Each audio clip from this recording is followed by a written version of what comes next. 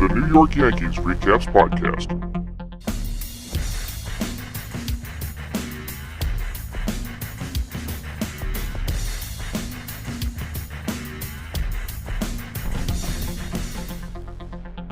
Jason Giambi came to the Yankees at a time when they were finishing up their late 90s dynasty. They had just lost the 2001 World Series to the Arizona Diamondbacks, led by Randy Johnson and Curt Schilling.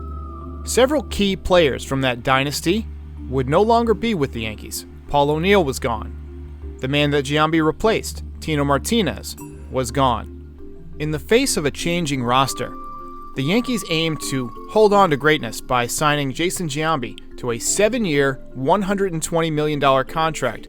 Giambi was coming off of an MVP season with Oakland, and the thought was that this hulking left-hander would put up monster numbers in Yankee Stadium, taking aim at the short right field porch.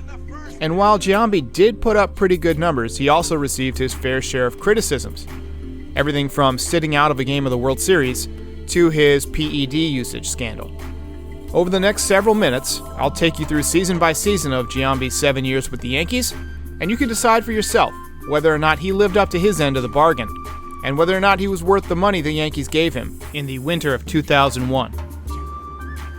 As has become standard for big-ticket New York Yankees free agents, Giambi got off to a slow start, hitting no home runs and batting just .207 through his first 8 games before hammering 2 home runs in a game in Toronto against the Blue Jays. Shot from Jason Giambi. Did he get all of that one?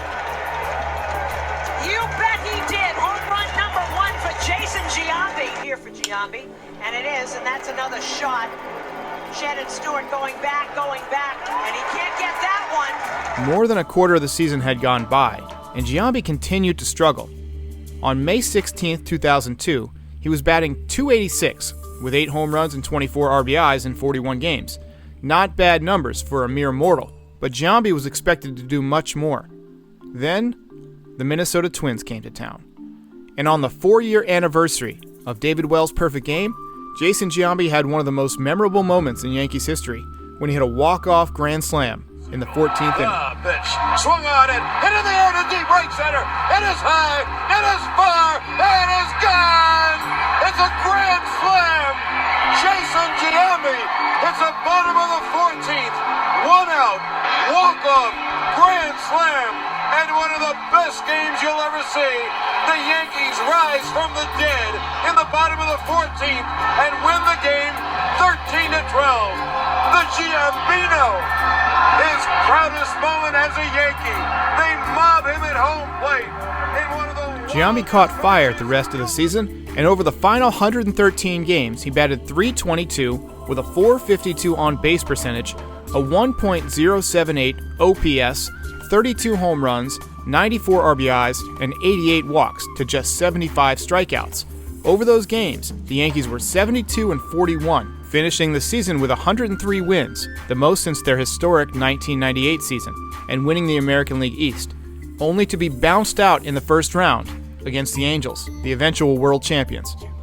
Giambi finished 2002 with pretty good numbers: .314 average, .435 on-base percentage, a 1.034 OPS, a 172 OPS plus, 41 home runs, 122 RBIs, and 109 walks. Despite no World Series appearance, nobody could really complain about Jason Giambi's performance in 2002. Giambi had a very nice season in 2003, but his batting average fell sharply from .314 to .250, although he did hammer 41 more home runs and drive in another 107 runs.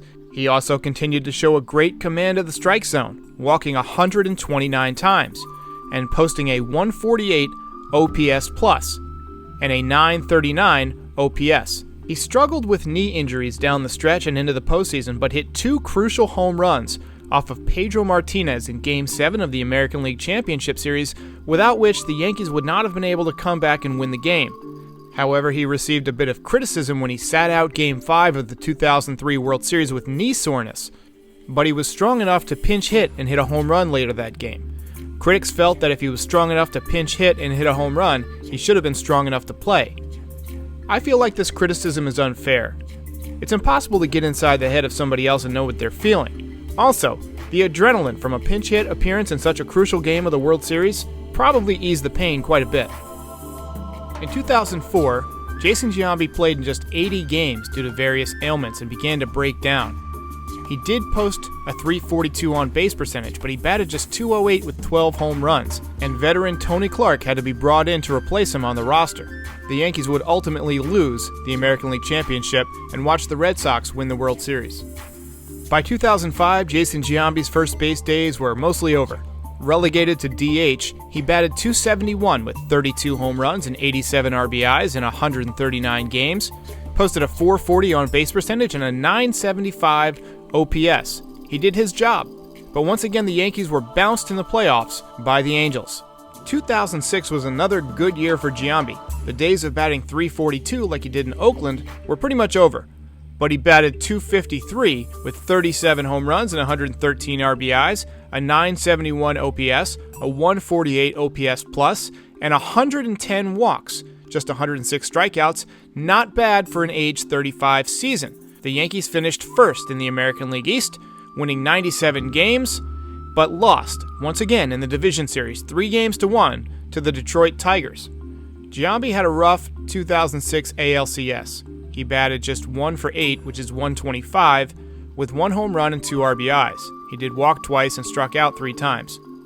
In 2007, Giambi, who was by this time mired in a PED usage controversy, began to have health issues. He suffered a tumor in his pituitary gland and batted just .236 with 14 home runs and 39 RBIs in 83 games. He had just 4 at-bats in the postseason, picking up 1 hit and no RBIs.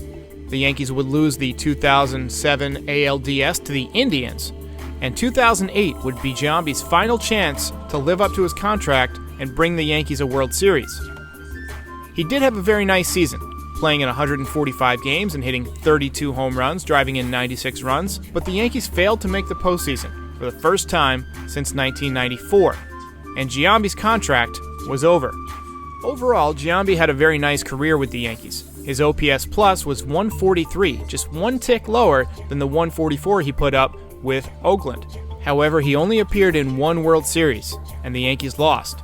Giambi bounced around a bit after this, splitting time between Oakland and Colorado in 2009, and then with Colorado from 2010 through 2012, before finishing off his career with Cleveland.